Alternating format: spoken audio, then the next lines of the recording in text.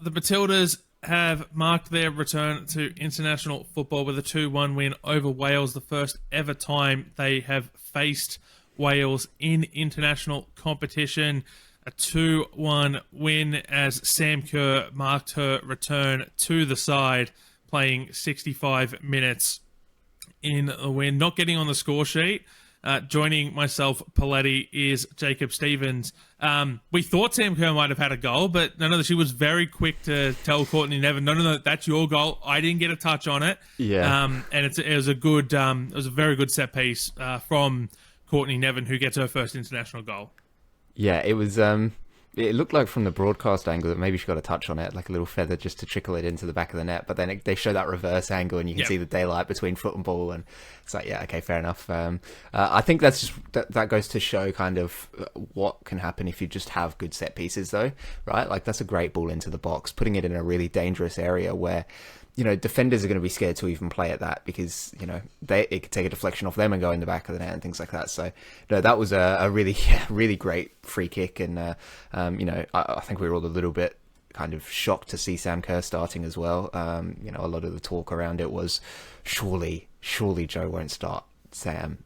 Straight off the back of it, major injury, and I've said in the group chat, I was like, if she gets injured, it would just be hilarious. Like, it would just be so funny if that happened. Like, obviously, terrible thing, but like, it would just be quintessential like football. That like, your superstars come back from an injury, you start them in their first game and they get injured again. Like, that's what I was expecting to happen. So no, it's getting 65 minutes out of her is a really good thing for the Matildas moving forwards. And yeah, like you said, unfortunate not to have gotten a goal, but I think that the signs are there that she's going to start to come back into these squads and into these games, and that's going to be huge for the Matildas with the Asian Cup up ahead.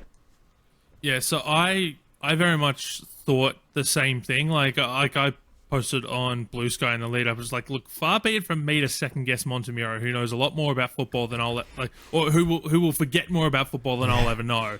But like, what does he know that Chelsea doesn't, right? Because Chelsea have been slowly working her back in. Like, she just came off, the most minutes she'd played, since her return, which was 35. Mm-hmm. What does Montemurro know that we don't? And she ended up playing 65 minutes, and I had someone point out that, like, okay, maybe she's going to come off at halftime because, I forgot in friendlies, unlimited substitution. So you have that option where it doesn't impact the team too much to start her and bring her off at halftime. And I have to admit, I was very surprised when she came back out for the second half. There were no substitutions at all at halftime for Montemurro. And then makes the triple sub in the 65th minute, which saw Kerr, Torpy, and Razzo come off for Carpenter, Holly Mack, and Amy Sayer.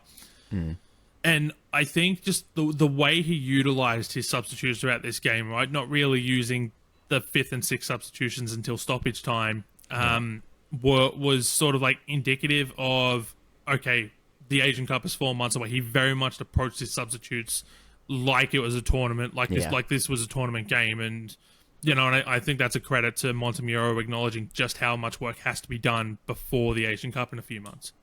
100%. Like it was, very much a case of we're going to treat this like it's a normal competitive fixture with the way that we're going to approach our, our team, our squad selection and our substitutions. So, no, I mean, I think it's a good sign, right? That already the attention's kind of turning towards, right, let's make sure that we are absolutely set for the Asian Cup, and that, we kind of know how things are going to go.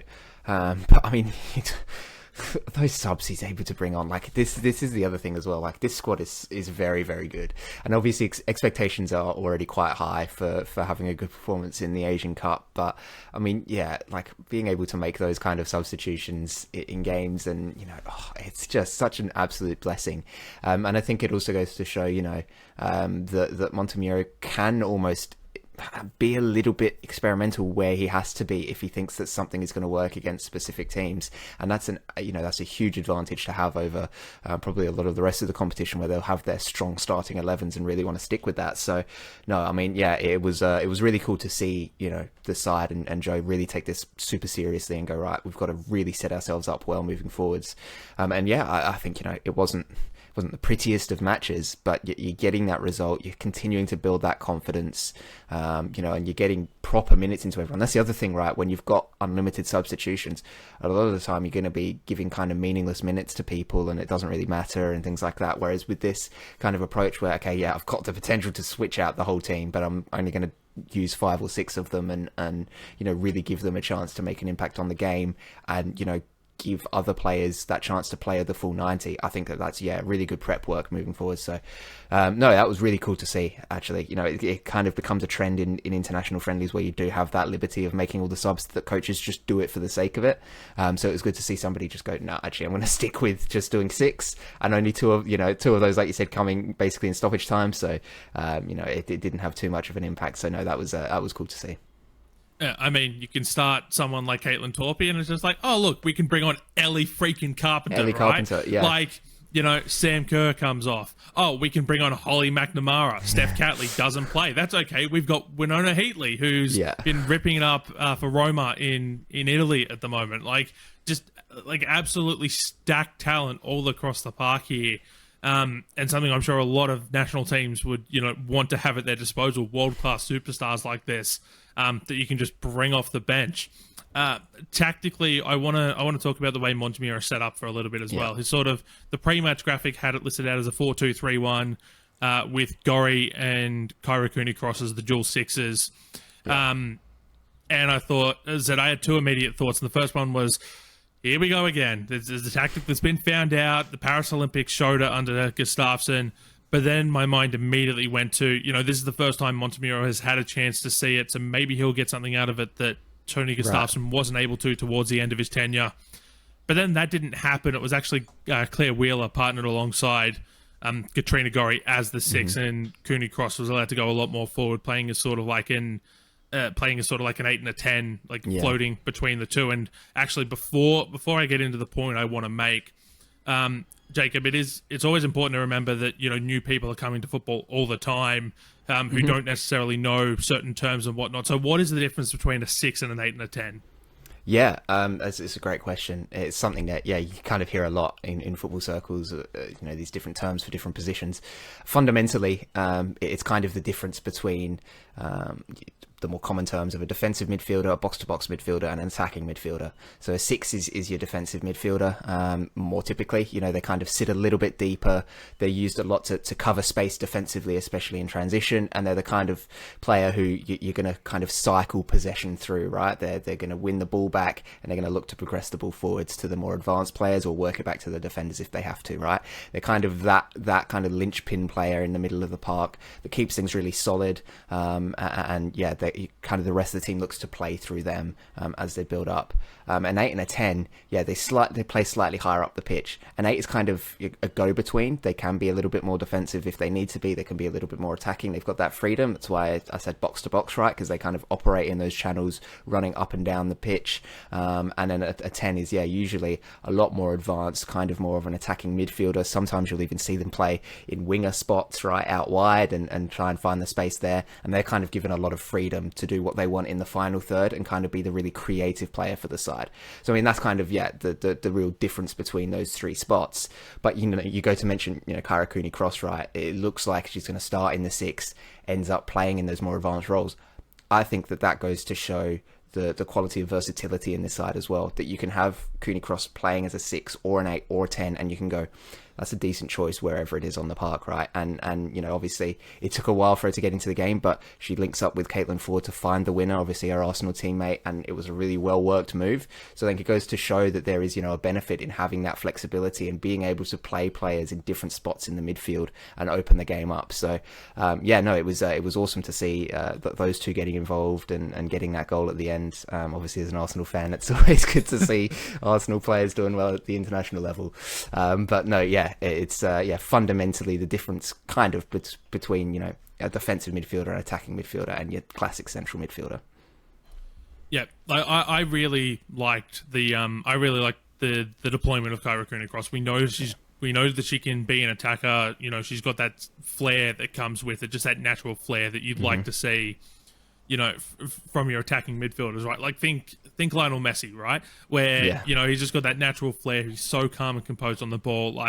And that's not to say that Kyra Cooney-Cross is like Messi, right? But sort of like if Messi is the prototypical 10, the one that you should want to emulate. Like I think Kyra Cooney-Cross has the ability to do that in her own unique way, and so it's nice to be able to see her get that chance at the international level under Montemuro. Overall, though, like the Matildas, they started strong the first 10, 15 minutes. Then they sort of fell off a bit. They were happy to sit back, hit on the counter rather than dictate play. Wales quite good, starving the Matildas of the ball for points throughout that period as well. And Montemuro acknowledged that post-game, saying that he came in with the plan. They were focusing on ball retention. He acknowledged that they lost their way, after that first 15 minutes. But they were able to fix it from the second half, and it was almost like chalk and cheese the way that they... the way that they played throughout that. The first goal, we sort of already touched on it. Courtney Nevin gets her first international goal off the set piece, free kick in a dangerous position. Kerr plays almost like a decoy, like didn't get the touch on it. I'm sure Kerr would have loved to have got the touch on it. Strikers always want to get on the end of those. That's right, things. But, you're able to confuse, I think it was Madison Patel in goals, so you take advantage, of those situations where you can.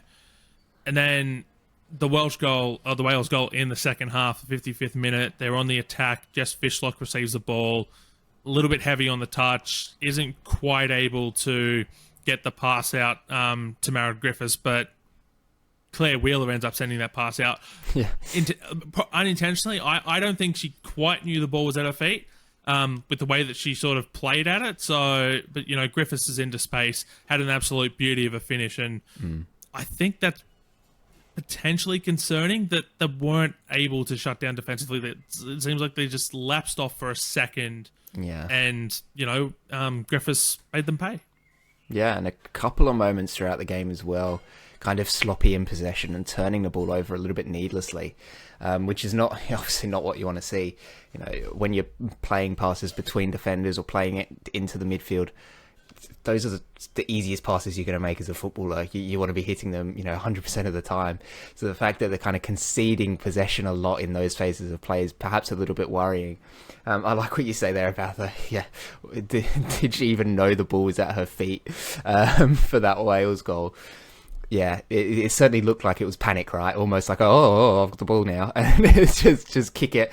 And that itself though isn't a great sign, right? You've got to be expecting the ball at all times, especially as a defender, because anything can happen in and around the box. So, yeah, and a great finish to top it off. So, I mean, there's not much you can do about a finish like that, right? Like it is perfectly placed in that far corner. It's difficult for defenders to get to because it's so loopy. It's up over the keeper as well. It was a great finish, but yeah, the manner in which the goal was conceded and the manner in which a few kind of opportunities were created for Wales, I think is kind of has been the talking point for this one, where it's like this is really kind of difficult to go. It's nothing, it's just a friendly, because we are so close to the Asia Cup and you want to get rid of these mistakes and not be seeing this sort of stuff. But it's like, yeah, but it's a new coach, right? Like it's all this sort of stuff. So it kind of contradictory arguments coming in at all times. But yeah, a couple of phases of play there where it kind of, it wasn't the prettiest, and it kind of maybe is a little bit worrying that some teams are going to have a good time, especially, I mean, we didn't see Wales press all that often in this game, and I think that maybe, coupled with a press, you're putting those players under even more pressure to deliver those passes efficiently, and if they're making mistakes, then there's even more players to capitalise on it for the opposition. So there's a couple of worrying signs from just that general build-up play, I thought. Yeah, but then I guess the positives, to put it onto the flip side, right, is that second goal, the winning goal that Caitlin Foord scored, right? So Holly McNamara wins the ball sort of like just inside her own half, immediately gets a pass out to Carpenter, who sprints down, sort of cutting back on the inside a little bit as she's dribbling the ball. Yeah. Great run, as you said. She then gets the ball a little bit back out wide towards Kyra Cooney-Cross, who crosses it in on the edge of the box to Caitlin Foord, who slots it home from about 12 yards out. Just a very well-worked team goal. Quick break, catching Wales out of position. And so I guess, if we're looking at the mistakes for the goal they conceded, right, you see the inverse of, you know, that when they score is it was a well-worked play. They were quick, they were clinical, and I guess trying to find the balance there, right, is minimizing the mistakes while maximizing your attacking opportunities. Yeah, exactly. And also recognizing sometimes when you do just need to hit quickly. And obviously in the dying minutes of a game, that's going to be more obviously apparent to players, where it's like, okay, we've not got much time now to kind of slow play this. We've just got to take our chances. But yeah, I think that, you know, obviously we're talking about the ability to bring Ellie Carpenter off the bench, and that shows exactly why that is such a, you know, almost sort of super weapon for the Matildas, because that run really just opened things up. Because what it does is it draws attention towards her, right? As she continues driving towards goal, all the defenders are focused on her coming straight at them, and that just leaves Kyra Cooney-Cross wide open out on the right hand side of the pitch, and it's a simple pass across. She puts the ball in. Caitlin Foord kind of had been lurking all game, right, just trying to find some space, was kind of in the right areas, but the ball wasn't finding her. It finds her and she capitalizes straight away. So no, it was really promising to see that. I think it was a really well worked goal, and it shows what the Matildas can be at their absolute best, right? Is fluid, dynamic, attacking, really just efficient in their chance creation and their goal scoring. And so, you know, I think that that's kind of still there for this team. That's, you know, I know coaches always love to say, we want to play attacking football, we want to do this and that.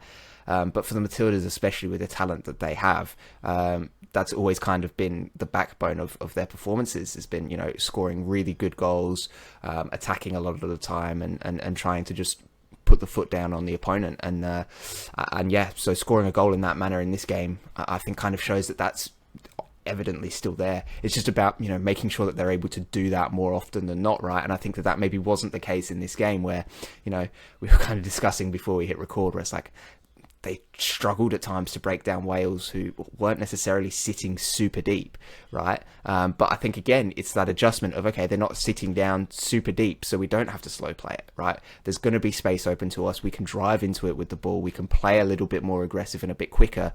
And then you get that goal from it, and he goes, okay, yeah. So I think maybe it's you know, a lesson. It's something to take away from it, of you don't have to just stick with one way of trying to play throughout a game. If there's space there, take it, right? If you can play a bit quicker, do it. Change the tempo up, catch teams out of position. And that's exactly what they did for this goal. So yeah, look, I mean, yeah, let's just keep it positive, because I think that, you know, you're able to get a result in a game where maybe you didn't play 100%. And that is a big thing. Obviously, a lot of people now starting to go, well, what does this mean, you know, for the next game, obviously against England, or even for the Asia Cup? I think, yeah, look, I think that there's definitely things to learn from it, but I think that there are positives to take, yeah. And the way that they attacked in the back end of that game, I thought was, you know, much more quintessentially Matildas than we'd seen for the rest of the game. Yeah, and the Montemurro kind of mentioned this a little bit in the post-game press conference as well, you know, talking about Kerr's 60, 65 minutes or so, and he noted that she was still adapting to Montemurro systems and ideas, Yeah. right? You know, there's a lot of information to take in, a lot of different things, but we also got to remember Katrina Gorry hasn't played yet under Montemurro in, you know, for the Matildas either, and she comes right into the starting side, you know, her first window back for a while as well. So you've got two very key pieces there, the striker and, you know, one of the two sixes, as we discussed earlier, who haven't played in this system yet, you know, getting used to Montemurro's ideas. It's a lot of information to take in. And then the other thing I wanted to mention before we sign off is Jess Fishlock, 166 games for Wales, her final appearance for the Welsh national team, and she said after the game that, you know, she felt it was the right time now. She felt that she can still play, but, you know, how many more years could she do it for? You know, maybe I can do it today, but I'll probably be in bed for 2 weeks after this, so that's where it gets a little bit more difficult. I feel like I'm leaving with the group more than capable of pushing on now, and in truth, that's all I ever wanted to do, was to be able to leave knowing there's a group behind us that are able to push forward. And, you know, it kind of hit her towards the end that it would be her last time, you know, particularly as she comes off the field, and that 90th minute we see, you know, the standing ovation from an 11,000 strong crowd. The fourth official even gave her a round of applause as she's coming off. She receives a hug from Montemurro, as well as Rhian Wilkinson, the Wales coach. You know, she's a true legend of the game, and Montemurro was asked post-game about Jess Fishlock, and we'll play that for you now. Many of us were here from Wales saying goodbye to a legend today. What was that like, the ceremony for Jess, and being here as part of her kind of final ever game? I've heard there's a national holiday coming up, the Jess Fishlock I hope so. Day, isn't it? Something like that. Look, I've had the honour of working with Jess, and first of all, I'd like to thank the opportunity. Was an absolute privilege to be part of this game and part of what she does, what she deserves. She deserves everything that she gets because she's been a great advocate, not only for women's football, but just basically for women in general in the world. And she's a great role model. And Wales should be blessed to have an amazing person like Jess Fishlock. And there's maybe plenty of us that don't know about how she was received in Australia during her time out there. How is she received and thought of in Australia? Yeah, look, we probably saw, one of the best players in the world, in the A-League. I had the pleasure of coaching her for 2 seasons, and, we worked very closely together. She was, I suppose, my hybrid assistant coach and my assistant coach. Look, she brought the game to the next level. It helped us also attract top foreigners to come because, if someone of the stature of Jess Fishlock coming to the A-League, it allowed, other big foreigners was sort of saying, okay, well, how about the A-League as part of your growth? And lots of memories because the A-League at that time was a very, very important league in the women's football scope, and for her to be part of it, and for us to have won and played the football that we did was an absolute honour and pleasure. Jacob, I mean, Montemurro said it best. She's not only been a legend for women's football, but a legend for women's rights, for advancing, all these sorts of things. But he also was able to bring it back to when he coached her here in the W League for Melbourne City. I don't think a lot of people remember her time, here in Australia, but got to remember as well, she also took over as coach of Melbourne City when Montemurro, sort of like when he was in that transition phase between Melbourne City and going to England, and he sort of found himself as the assistant of the men's team in that time as well. So, if memory serves me correctly, Melbourne City won trophies that year. So, it was very much a, Jess Fishlock really can do it all.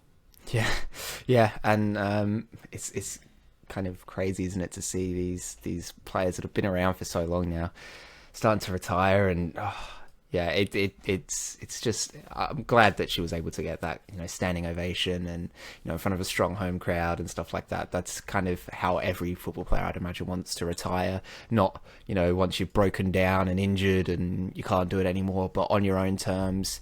And I think that itself takes an extraordinary amount of kind of self-belief, right, to be like, no, I know my time is it's either up or it's very near, and kind of for the good of the team moving forwards, I have to make this decision, and it can't be easy to do. So no, it's it's always sad to see these kind of players retire, right, that have been around for so long.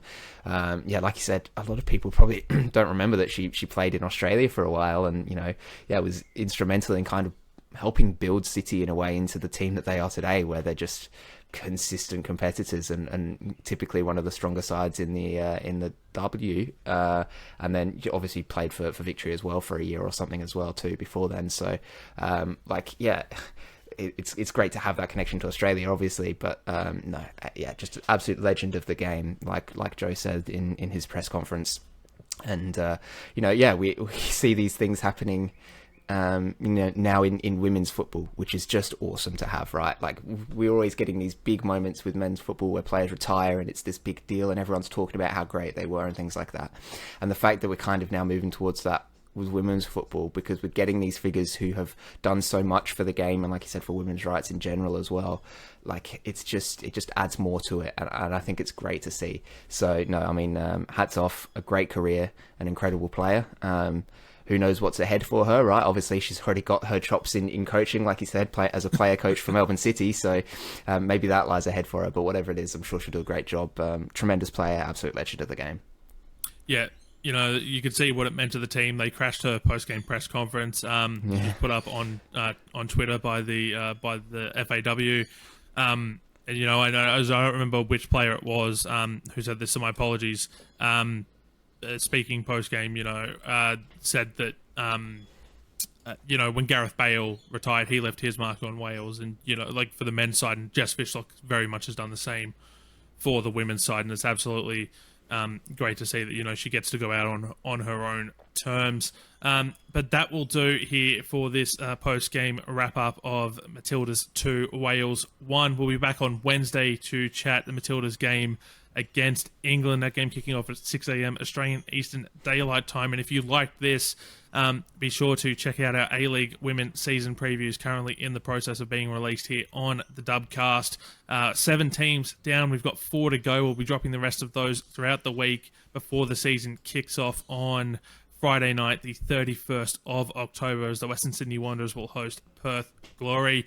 But Jacob, thank you so much for joining me today. Pleasure as always, Poletti. All right, we will be back. Like I said, we'll be back with some more season previews before we're back on Wednesday to chat more Matildas as they take on England.